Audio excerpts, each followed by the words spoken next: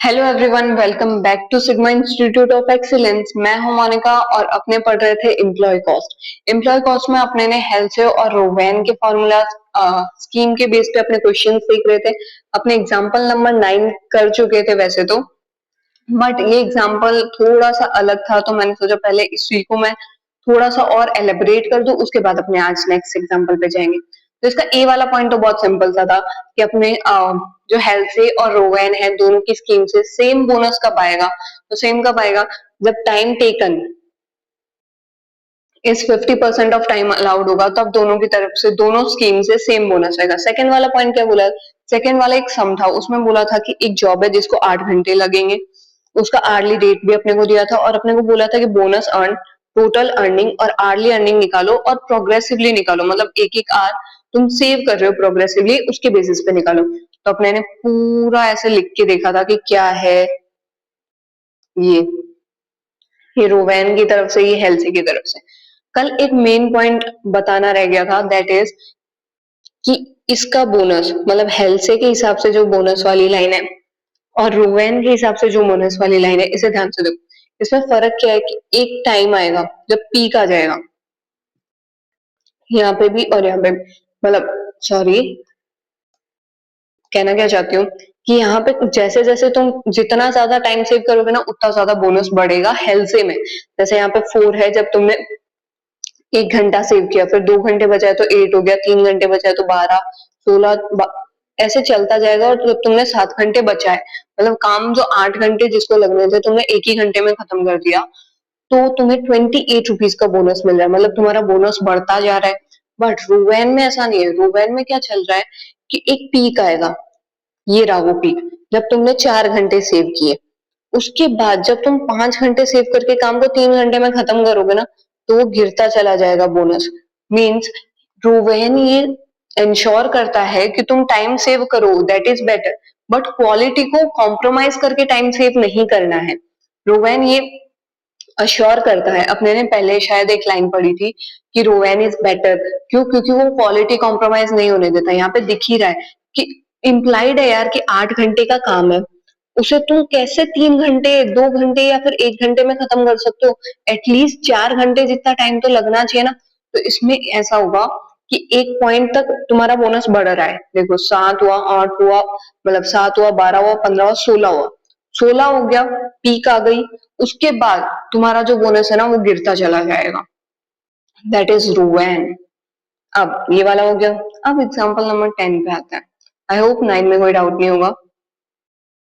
10, sorry 10 कहाँ गया, ये रहा। एक बार फिर इसके लिए इसको ऊपर शिफ्ट कर देते।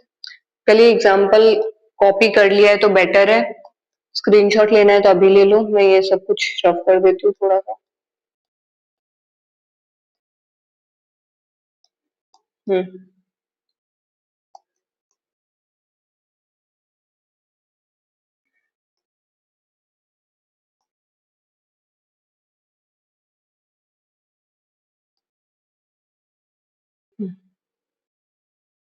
डन। अब पढ़ते हैं एग्जांपल नंबर 10 आज का, हेल्स और रोवेन का लास्ट एग्जांपल। ये ब्लर क्यों है?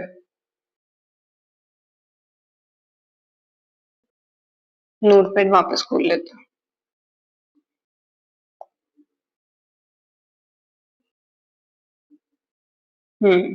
एग्जांपल नंबर 10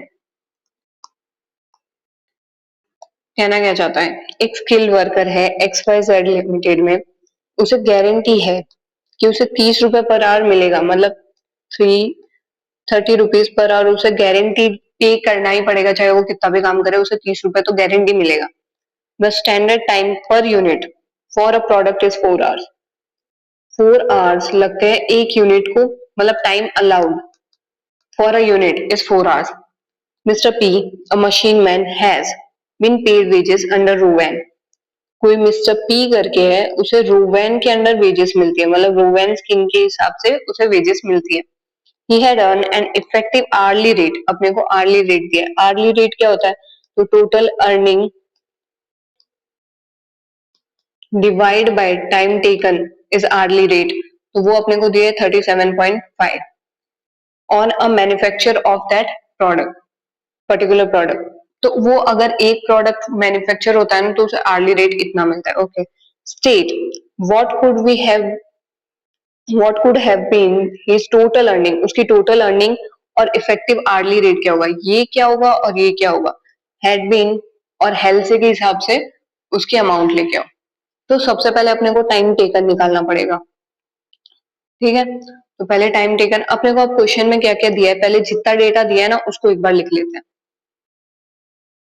तो अपने को ज्यादा क्लैरिटी मिलेगी कि क्वेश्चन किस हिसाब से सॉल्व हो सकता है। 10 नंबर, पहले तो अपने को रेट दिया है दैट इज 30, टाइम अलाउड दिया है दैट इज 4, देन अपने को रोवैन के हिसाब से टोटल आर्ली रेट दिया है दैट इज 37.5। उसके बाद अपने को हेल्थ के हिसाब से निकालने के लिए बोला हुआ है। ओके, इससे ज्यादा अपने को कुछ नहीं पता। अब कुछ चीजें अज्यूम करते हैं, लेट टाइम टेकन जो है ना उसे अपने टी मान लेते हैं कि टाइम टेकन क्या होगा। ओके, तो अब आप इसको बोनस मिला था रोवेन के हिसाब से, तो एक बार रोवेन का फॉर्मूला लिखते हैं और उसमें अपने को जितनी वैल्यूज अपने को पता है ना उतनी लिख देते हैं। तो दैट इज टाइम टेकन मतलब T into R plus time saved upon time allowed into time taken into rate, इतना अपने को पता है। अब रोवेन के उस हिसाब से उसे कितना मिल रहा है, 37.5 पर आर, तो 37.5 पर आर का मिल रहा है, तो कितने टाइम तक उसने काम किया वो तो अपने को पता ही नहीं, तो यहाँ पे भी टी मल्टीप्लाई में। ओके, तो आप वैल्यूज लिखते हैं, 37.5 टी हो जाएगा, यहाँ पे टी का अपने को पता नहीं, 30 रुपीज अपने को पता है। अगेन टाइम सेव्ड, अपने को ऐसा कुछ भी नहीं दिया कि टाइम उसने कितना सेव किया, पर टाइम सेव क्या होता है, time taken minus time allowed is time saved. Okay, तो अपने यहाँ पे लिख सकते हैं ना कि T time taken minus time allowed कितना था, 4 आवर्स अपॉन 4, ये ब्रैकेट नहीं आएगा यहाँ पे, इंटू टी इंटू आर। यहाँ तक कोई डाउट, आर की भी वैल्यू अपने को पता है, सॉरी, यहाँ तक कोई डाउट, यहाँ पे आर हो जाएगा 30। अब अपने क्या कर सकते हैं कि पूरी इक्वेशन को टी से डिवाइड कर दो। मैथ्स में तो सीखा होगा ना कि अपने कुछ चीजें सिंप्लीफाई करने के लिए दोनों साइड की इक्वेशन को किसी से मल्टीप्लाई और डिवाइड कर सकते हैं। Divide the equation by T, T से बोथ द साइड की इक्वेशन डिवाइड कर दो, तो क्या होगा, 37.5 T divide by T is equal to T into 30 divide by T, plus है तो इट इज अ डिफरेंट, अगर यहाँ पे मल्टीप्लाई होता ना तो नीचे सिर्फ एक ही टी आता, बट यहाँ पे प्लस है तो ये एक अलग इक्वेशन है, तो यहाँ पे भी नीचे एक और टी आएगा, -4 इंटू डिवाइड बाय, यहाँ पे 4 तो था ही और यहाँ पे टी भी आ जाएगा। इतना समझ आया। अब अपने क्या कर सकते हैं, टी टी कैंसिल हो सकता है, यहाँ पे टी टी यहाँ पे भी कैंसिल हो सकता है और टी टी यहाँ पे भी कैंसिल। अब ये वाले टी को मैंने क्यों नहीं हटाया, क्योंकि ये इसके साथ माइनस के रिलेशन में, मल्टीप्लाई के रिलेशन वाला ऑलवेज डिवाइड से कट हो सकता है, बट कभी भी प्लस माइनस कट नहीं हो सकता, इतना बेसिक मैथ्स तो याद ही होगा। अब 37.5 यहाँ पे बचा है इज इक्वल टू, यहाँ पे क्या बचा है 30 प्लस, यहाँ पे और क्या बचा है, तो t -4 इंटू 30 डिवाइड बाय 4, इतना यहाँ पे बचा हुआ है। ओके, यहाँ तक कोई डाउट, राइट। अब ये जो प्लस है इधर, प्लस में 30 है वो इस साइड जाएगा तो माइनस आ जाएगा, 37.5 minus 30 is equal to t -4 upon 4 into 30। Okay, तो ये माइनस होगा तो यहाँ पे बचेगा 7.5 इज इक्वल टू, अब मैं इसको काट सकती हूँ, मतलब ये पूरे के डिवाइड में है ना, क्योंकि ऊपर तो मल्टीप्लाई का रिलेशन है, तो ये इससे डिवाइड हो सकता है ऑब्वियसली, तो t -4 इंटू 7.5, 30 डिवाइड बाय 4 करोगे तो 7.5 आएगा, तो 7.5, अब ये t पहले 7.5 से मल्टीप्लाई होगा, तो क्या हो जाएगा 7.5 t ओके, देन जो 4 है वो 7.5 से मल्टीप्लाई हो जाएगा, तो वैल्यू क्या आएगी -30। ओके, यहां तक आई होप कोई डाउट नहीं है।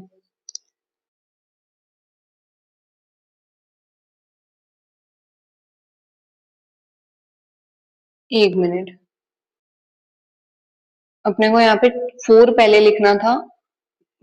फॉर्मूला क्या होता है, time allowed minus time taken होता है, कभी भी time taken minus time allowed नहीं होता। सॉरी, मैंने यहाँ पे मिस्टेक कर दी छोटी सी, तो याद रखना अब ये मिस्टेक। तुम ऑलवेज तुम्हारी बुक में ये साइड में लिख देना कि टाइम अलाउड में से टाइम टेकन माइनस होगा, कभी भी टाइम टेकन में से टाइम अलाउड माइनस नहीं होता है। तो यहाँ पे अपने 4 माइनस टी लिखेंगे, ना कि टी माइनस 4 लिखेंगे। पूरा आंसर गलत हो जाता है इसी मिस्टेक की वजह से।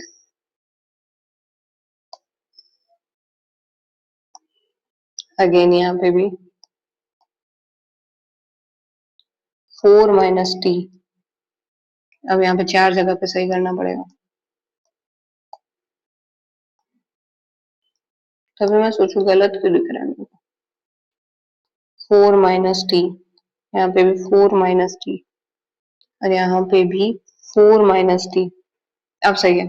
तो अब 4 जब 7.5 से मल्टीप्लाई होगा, दोनों प्लस के हैं तो 30 हो जाएगा, और माइनस टी इंटू 7.5 जाएगा तो माइनस 7.5 टी हो जाएगा। अब ये इधर माइनस का है तो मैं इस साइड लेके जाऊंगी तो प्लस का हो जाएगा, और ये तो इधर है ही प्लस का, ये इधर प्लस है तो इस साइड जाएगा तो माइनस आ जाएगा। तो 7.5 T is equal to 22.5, minus करोगे तो अब 30 के साथ मल्टीप्लाई में है तो इसके साथ डिवाइड में जाएगा, इज इक्वल टू ग्रुप से T is equal to 3 hours. थोड़ा सा लंबा गया बट ये मैक्स है, और ये तुम्हें वर्किंग में लिखना है। This is not a part of your main answer, this is working. तो टाइम टेकन आ गया तुम्हारा, हम यहाँ पे लिखते हैं time taken is 3 hours, time allowed is 4 hours, तो time saved is 1 hour, and rate is 30। अब अपने पास सारा डेटा है जो अपने को सॉल्व करने के लिए चाहिए होता है, और अपने को हेल्थ के हिसाब से सॉल्व करना है, सिंपल। हेल्थ के हिसाब से तो that is time taken into rate plus 50% of time saved into rate. तो टाइम टेकन कितना है 3 आवर्स, रेट है 30, प्लस 50% किसका, टाइम सेव्ड का, इंटू 1 इंटू 30। तो 3 इंटू 30 90, और यहाँ पे 1 इंटू 30 30, और उसका 50% मतलब 15, तो आ जाएगा 105 is total payable as per Halsey. Here it is. इन्होंने भी वर्किंग नोट की है but it is like something, ये तो अपने को आर्ली भी निकालना है, टोटल अर्निंग तो अपने इफेक्टिव आर्ली भी निकालना है। ओके, वो भी निकाल ही देता है। Effective hourly rate is equal to 105, total earning है, डिवाइड बाय टाइम टेकन, तो इट इज 35। यार इट इज 35, ये रहा इनका वर्किंग नोट जहाँ से ये लोग 3 आवर लेके आए। इनका तो बहुत छोटू सा लग रहा है ना, बट कुछ समझ नहीं आता है, इसलिए फिर in detail banana is better कि तुम्हें समझ आए। तो चाहिए तो इसका स्क्रीनशॉट ले लो, और क्वेश्चंस एक बार अलग बुक बना लो जिसमें तुम्हारे पास आईसीआई के मॉड्यूल के तुम्हारे हिसाब से सारे क्वेश्चन सॉल्व हो, कि 1.5 डेज पहले तो एग्जाम का रहेगा, तो तुम सिर्फ कैलसी के ऊपर वो सम्स को टिक करते जाओगे, हाँ ये वैल्यू ऐसे है, ये वैल्यू ऐसे है, तो तुम्हें इजी रहेगा, क्योंकि वापस सम सॉल्व करने नहीं बैठ सकते। अब अपने ने 6 to 10 हेल्सी और रोवेन के कॉन्सेप्ट पे जितने क्वेश्चन एग्जाम्पल्स में जितने क्वेश्चन थे उतने तो देख लिए। अब अपने नॉर्मल क्वेश्चंस की तरफ जाते हैं। नॉर्मल क्वेश्चन मतलब जो नॉर्मली अपने ने पहले कॉन्सेप्ट देखा था कि यूनिट्स के बेस पे है तो कितनी वेजेस मिलेगी, नॉर्मल वेजेस कितनी होंगी, तो वो 1 to 5 एग्जाम्पल्स में है। तो ऐसे नॉर्मल क्वेश्चन भी देख लेते हैं कुछ। तो पहला example,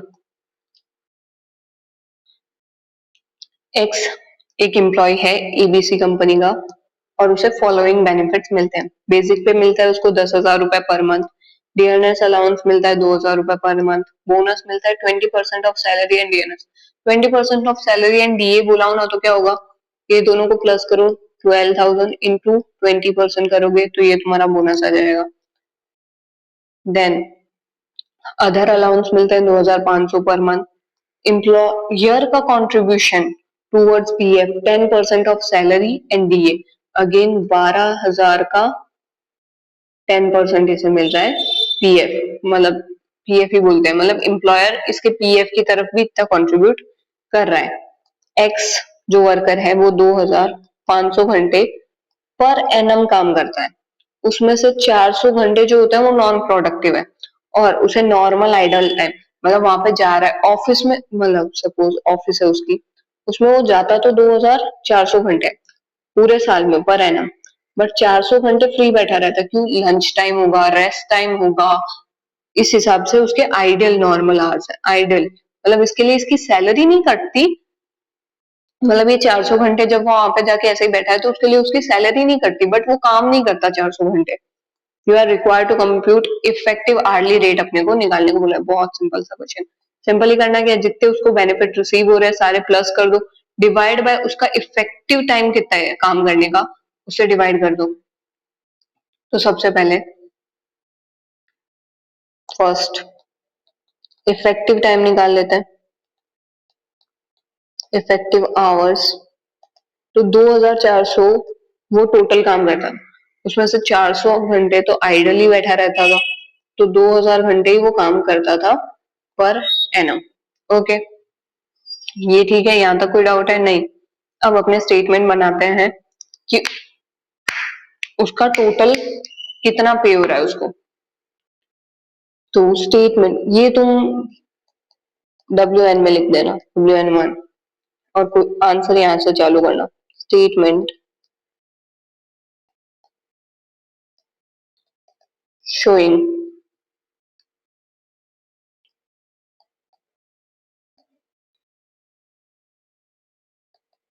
computation of effective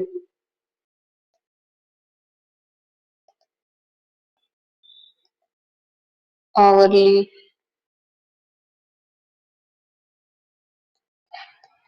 cost of employee X।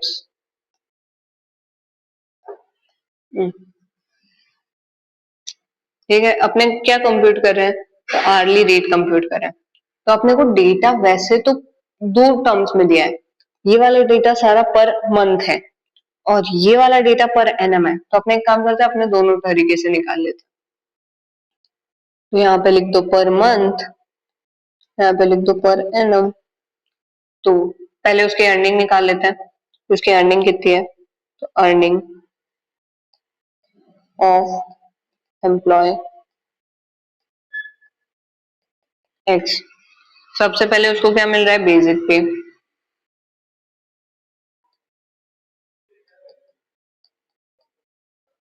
Basic पे, बेसिक पे कितना है, 10,000 रुपीज पर मंथ। तो पर एनम कितना हो जाएगा, सिंपल 10,000 इंटू 12 करूंगी तो पर एनम हो जाएगा, दैट इज 1,20,000। देन दूसरा उसे क्या मिल रहा है, डियरनेस अलाउंस, डीए कितना है, 2,000 रुपए पर मंथ। इसको भी इंटू 12 करूंगी तो पर एनम आ जाएगा मेरे पास, तो 24,000। तीसरा क्या है, बोनस, बोनस क्या है, 20% ऑफ सैलरी प्लस डीए, तो 20% ऑफ सैलरी प्लस डीए, तो सैलरी प्लस डीए कितना है पर मंथ, 12,000, इसका 20% तो 2,400, तो दिस इज बोनस 2,400। अब 2,400 कैसे आया, 10,000 प्लस 2,000 इंटू 20%, और अब 2,400, यहाँ पे तुम दो तरीकों से कर सकते हो, या फिर 1,20,000 प्लस 24,000 करके इंटू 20% कर दो, या फिर 2,400 इंटू 12 कर दो। दोनों से ही आंसर सेम ही आएगा। बोनस हो गया, अदर अलाउंस।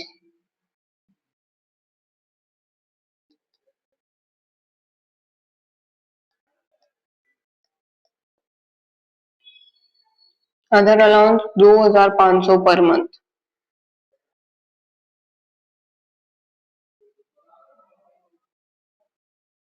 यहाँ पे भी 2,500 इंटू 12 दैट इज 30,000। अब एक और चीज थी एम्प्लॉयर्स कंट्रीब्यूशन। अब यहाँ पे अगर एम्प्लॉयज कंट्रीब्यूशन होता ना तो फिर अपने काउंट नहीं करता क्योंकि वो इसी की सैलरी में से जा रहा होता है। बट एम्प्लॉयर का है तो इससे बेनिफिट हो रहा है, तो तुम्हारे एम्प्लॉय को कितना बेनिफिट हो रहा है पहले वो तुम देखोगे, तो यहाँ पे टोटल अर्निंग में ये भी आएगा। तो ये ध्यान से रखना, एम्प्लॉय का कंट्रीब्यूशन है कि एम्प्लॉयर का contribution. Employers contribution.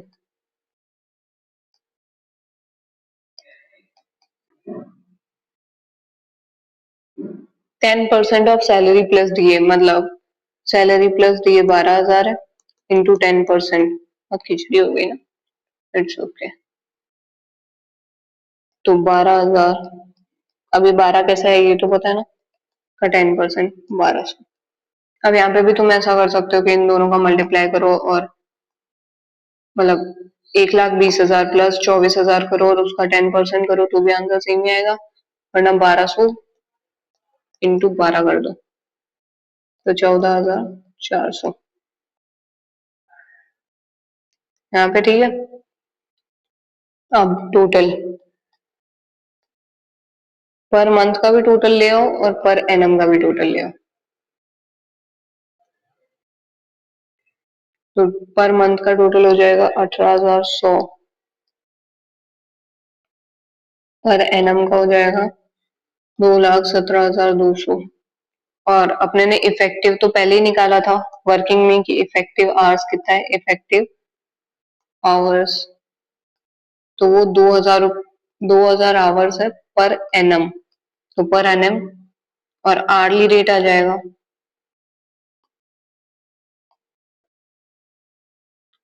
2,17,200 divide by 2,000 करोगे तो आर्ली रेट आएगा 106, 108.6। मतलब 1 घंटे अगर तुम्हारा एम्प्लॉय काम करता है तो तुम्हें उसको 108.6 रुपए देते हो तुम। ओके, यहाँ तक कोई डाउट? ये रहा भाई, इन लोगों ने ये रहा वर्किंग नोट इनका। सिंपल, आई होप कोई डाउट नहीं होगा इस क्वेश्चन में। अब बढ़ते हैं नेक्स्ट क्वेश्चन की तरफ। Question number 2। टू थोड़ा सा ऐसा है कि शायद, वैसे तो ऊपर से नहीं जाएगा बहुत, पर थोड़ा सा दिमाग लगाने लायक। क्या बोला है, एक फैक्ट्री है जो 6 दिन काम करती है वीक में, दिन के 8 घंटे काम करती है, वर्कर को पे किए जाते हैं 100 रुपए पर डे। ये बेसिक है कि 100 रुपए आवर नहीं, डे के हिसाब से एक दिन के 100 रुपए मिलते हैं। डियरनेस अलाउंस मिलता है उसको 120% ऑफ बेसिक, मतलब 100 ये है तो इसका 120% मतलब 120 रुपए। Simple, he is allowed to take 30 minutes of break during his, अब 30 मिनट्स का लंच ब्रेक अलाउ किया जाता है उसको, मील ब्रेक, और 10 मिनट की रिसेस प्रोवाइड की जाती है रेस्ट के लिए ड्यूरिंग अ वीक। उसका कार्ड शो करता है कि क्या क्या चार्ज है, तो जॉब एक्स वाई जेड में उसने इतना इतना टाइम दिया है। अब कितनी कॉस्ट एलोकेट करनी है इन 3 जॉब से लेबर की, वो अपने कैलकुलेट करना है। Time not book was wasted while waiting for, जितना टाइम बुक नहीं हुआ ना मतलब वो वेस्ट हुआ है। State how could you allocate the wages, अब वेज कैसे एलोकेट करनी है, simple basic formula cost solve करने का, कोई भी चैप्टर हो कॉस्ट का, जितना डेटा तुम्हारे पास क्वेश्चन में ना पहले उतना लिख दो तो तुम्हें आइडिया आएगा कि तुम्हारे पास क्या है क्वेश्चन में और क्या तुम्हें फाइंड करना है। तो सबसे पहले अपने को क्या बोला, बेसिक है अपने पास दिए है, 8 घंटे वो काम करता है, और अंडरलाइन करना है तो क्वेश्चन में अंडरलाइन कर दो वो भी चलेगा, और 40 मिनट वो ब्रेक लेता है। तो सिंपली पहले इफेक्टिव आवर्स निकालते हैं और अपने को ये एक वीक का करना है। ठीक है, तो ये सारा वर्किंग नोट है, वर्किंग नोट्स। तो WN1 टोटल इफेक्टिव, पेन कुछ ज्यादा ही ठीक है, अच्छी नहीं लग रही।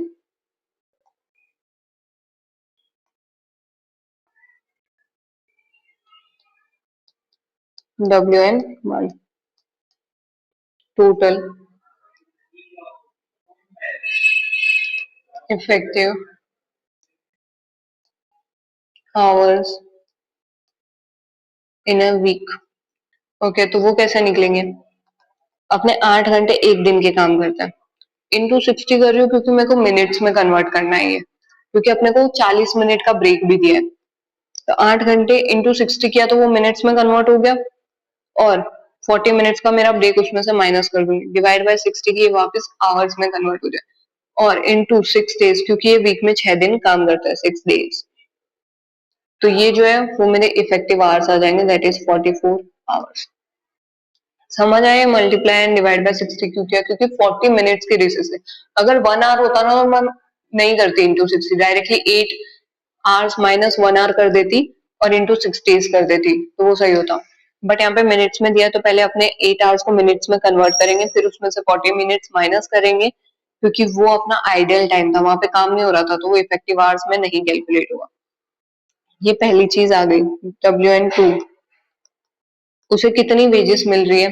Total wages per month, sorry per week, total wages per week, तो वो क्या आएगी? 100 रुपए तो उसको बेसिक पे हो रहा है, प्लस अपने को क्या बोला था कि उसको DA पे होता है 120 of basic. Simply 120 into 100, 120% into 100 करोगे तो 120 ही आना है यहाँ पे। 100 इंटू 120%, 100 का 120%, और इंटू 6 डेज। भले वीक की बात कर रहे तो इंटू 7 मत करने ना, क्योंकि इन्होंने पहली ही लाइन में बोला था कि एक वीक में 6 दिन काम करते हैं, ये रहा, तो इंटू 6 ही करोगे तो अपने को इसकी वेजेस मिल जाएगी एक वीक की 1320। WN3 बनाते हैं, अपने को वेजेस मिल गई, और क्योंकि अपने को जॉब का डेटा आवर्स में दिया है तो अपने को आर्ली वेजेस भी निकालनी पड़ेगी। तो वेज रेट पर आवर, तो that will be 1320 divide by उसके आवर्स कितने थे?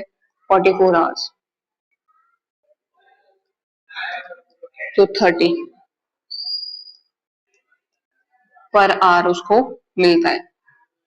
ओके, अब अपने को कुछ और भी पूछा होगा क्वेश्चन में कि आइडल टाइम कितना है, ये रहा, कि टाइम जितना बुक नहीं हुआ ना, मतलब वो वेट करते हुए खराब हो गया, तो अब कितना टाइम खराब हुआ वो निकालना पड़ेगा। तो वो कैसे निकालोगे? उसके लिए WN, ये कौन सा वर्किंग नोट बना है? 3, तो it will be WN4, time wasted for waiting for job, time wasted waiting for job. तो ये 44 आवर्स तो काम कर रहा था, मतलब 44 इसका इफेक्टिव आवर अपना निकला है पहले, ये रहा, उसमें से जॉब्स में कितना एलोकेट हुआ? तो 15, 12 और 13, तो 15 प्लस 12 प्लस 13, 40 आवर्स, तो 4 घंटे इसके वेस्ट हुए हैं जॉब के लिए वेट करते। अब ये वाली चीज कैसे निकली? तो इसका बहुत बेसिक लॉजिक है। टोटल इफेक्टिव आवर्स इसके निकले थे 44, और इसने काम किया सिर्फ 40 घंटे, तो 4 घंटे इसने और वेस्ट किए, then time wasted waiting for job आ गया। अब अलोकेशन की बारी है, अब अपने को तीनों जॉब्स को अलोकेट करना है, कितनी कितनी कॉस्ट आएगी।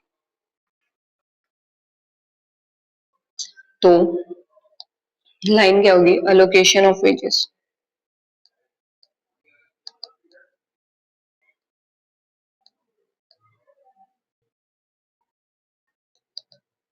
इन कॉस्ट अकाउंटिंग, ऊपर लिखा था ना कॉस्ट अकाउंटिंग है, तो ऐसे क्वेश्चन होता है।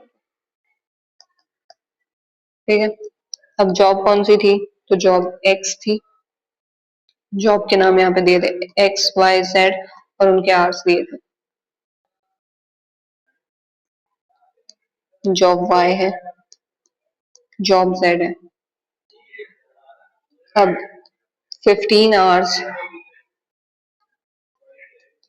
12 आवर्स एंड लास्ट वाले का कितना था, 13।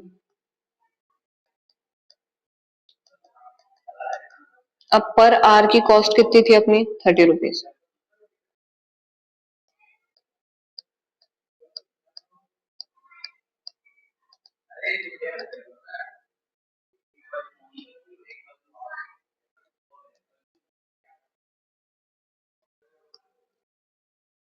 अब यहाँ पे कितना अलोकेट करना है वो ठीक है जॉब्स के। अब जो टाइम आइडल था, मतलब जो टाइम अपना वेस्ट हुआ ना, ये 4 घंटे जो वेस्ट हुए ना, ये कॉस्टिंग पीएनएल में जाएंगे। क्योंकि ये नॉर्मल आइडल टाइम नहीं था, जो भी चीज अपने ने नॉर्मल लॉस एबनॉर्मल लॉस पहले पढ़ा था, तो जो भी एबनॉर्मल चीज होती है ना वो कॉस्टिंग पीएनएल में जाती है। चार्ज टू कॉस्टिंग पीएनएल, तो कितना होगा, 4 घंटे इंटू 30 रुपए 1 घंटे के मेरे को देने तो पड़ रहे, भले वो विला बेटा है बट पे तो करना पड़ेगा ना। तो 1 2 जितना उसको पे हो रहा था, ये रहा, जितना उसको पे होना था उतना ही पे हुआ है। फिर उसको पे होने का अलोकेशन हो गया। सिंपल। ये रहा क्वेश्चन नंबर 2, एकदम सिंपल सा, छोटू सा, कोई तकलीफ नहीं हुई आज। इतना तो हो गया। अब एक नया कॉन्सेप्ट पढ़ता है, दैट इज ओवर टाइम पढ़ता है। ओवर टाइम वर्ड तो नॉर्मली सबने सुना ही होगा कि ओवर टाइम क्या होता है, मतलब नॉर्मली ऑफिस में जितनी देर लोग काम करते हैं उससे ज्यादा देर काम करना, दैट इज ओवर टाइम। अब तुम्हारी बुक में इसकी काफी सारी चीजें दी है, तुम्हारी बुक में लिखा भी है कि फैक्ट्रीज एक्ट के हिसाब से क्या चीज है। तो फैक्ट्रीज एक्ट 1948 के हिसाब से ये लिखा है, इफ अ वर्कर, मैं एज इट इज पूरी डेफिनेशन नहीं लिख रही हूँ क्योंकि वो तुम्हारी बुक में दी है, मैं तुम्हें बस मेन मेन पॉइंट्स बता रही हूँ कि ये है। अगर वर्कर जो है वो 9 आवर्स अ डे से ज्यादा काम करेगा तो वो ओवर टाइम है। 48 आवर्स अ वीक से ज्यादा काम करेगा तो फिर वो ओवर टाइम है। ओके, ये दो क्राइटेरिया दिए हुए हैं तुम्हारी टेक्स्ट बुक में कि अगर तुम्हारा वर्कर जो 9 घंटे से ज्यादा काम कर रहा है एक दिन में, या फिर 48 आवर्स से ज्यादा काम कर रहा है एक वीक में, तो वो ओवर टाइम कंसिडर होगा। अब कंसिडर तो हो जाएगा, उसका क्या करना है, तो ओवर टाइम जो कंसिडर होगा ना, तो एक रूल है कि सपोज 9 घंटे जब वो काम कर रहा है ना, तो तुम उसे 100 रुपए दे रहे हो, बट मतलब पर आवर 100 रुपए दे रहे हो तुम उसे, बट अगर उसने 2 घंटे भी ओवर टाइम किया ना तो तुम्हें 200 रुपए पर आवर देना पड़ेगा। मतलब तुम्हें ट्वाइस करना पड़ेगा, ओवर टाइम का rate will be twice of your normal wages. Okay, यहाँ तक समझ आया, कोई डाउट? ये रही ये लाइन। फैक्ट्री डेज के हिसाब से अगर तुम मोर देन 9 आवर्स कोई भी दिन काम करते हो और 48 आवर्स कोई भी वीक में काम करते हो तो वो ओवर टाइम होगा और उसका रेट ट्वाइस होगा उसके नॉर्मल वेजेस के हिसाब से। ओके, यहाँ तक कोई डाउट नहीं है? अब चार टाइप के ओवर टाइम होते हैं और उनके 4 टाइप के ट्रीटमेंट होते हैं। वैसे तो मैं ट्रीटमेंट पूछेगा नहीं, बट शायद कोई थियोरी क्वेश्चन आ जाए उसमें ऐसा पूछ ले, तो मैं वर्ड टू वर्ड थियरी नहीं लिखवा रही हूँ, जस्ट बता रही हूँ कि कौन कौन से टाइप के ओवर टाइम हो सकता है और उसके ट्रीटमेंट क्या होंगे।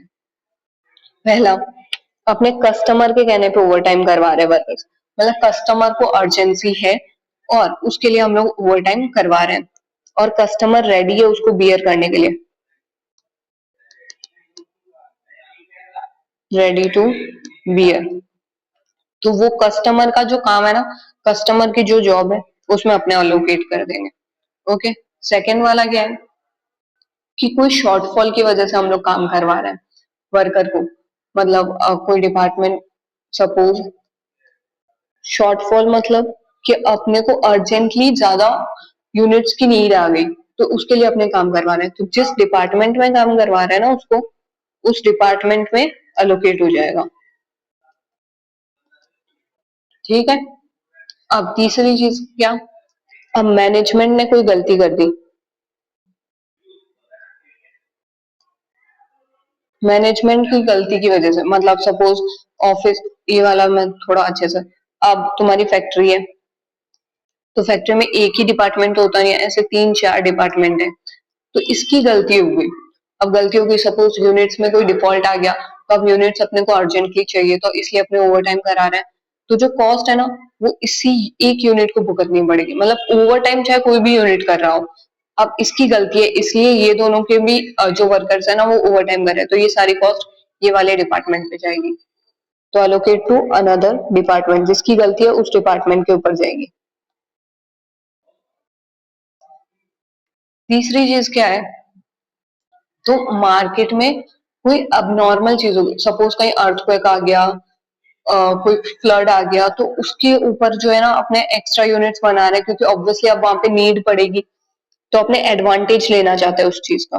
थोड़ा गलत है मत लेना कि अर्थक्वेक आया और you are taking the advantage, तो वहां पे अर्थक्वेक आ गया, ऑब्वियसली अब डिमांड बढ़ेगी वहां पे चीजों की, क्योंकि पहले वाली चीजें तो सब खराब हो चुकी है, तो उसके लिए अपने ओवर टाइम करवाते हैं ना, तो वो कॉस्टिंग पीएनएल में जाएगा, क्योंकि ये अब नॉर्मल है, कॉस्टिंग पीएनएल में जाएगा। ओके, यहाँ तक कोई डाउट है? नहीं, आई होप यहाँ तक तो कोई डाउट नहीं। ये तुम्हारे यहाँ पे लिखा भी है, cause of over time and treatment क्या होगा, तो इसको तुम ब्रीफ में रीड कर सकते हो, शॉर्ट में मैंने मतलब बता दिया कि ये चार पॉइंट्स क्या है। ओके, अब एक ओवर टाइम का क्वेश्चन भी कर लेते हैं, या फिर कल भी कर ही सकते हैं, वैसे तो कोई तकलीफ है नहीं, बट एक क्वेश्चन तो देख लिया जाए आज।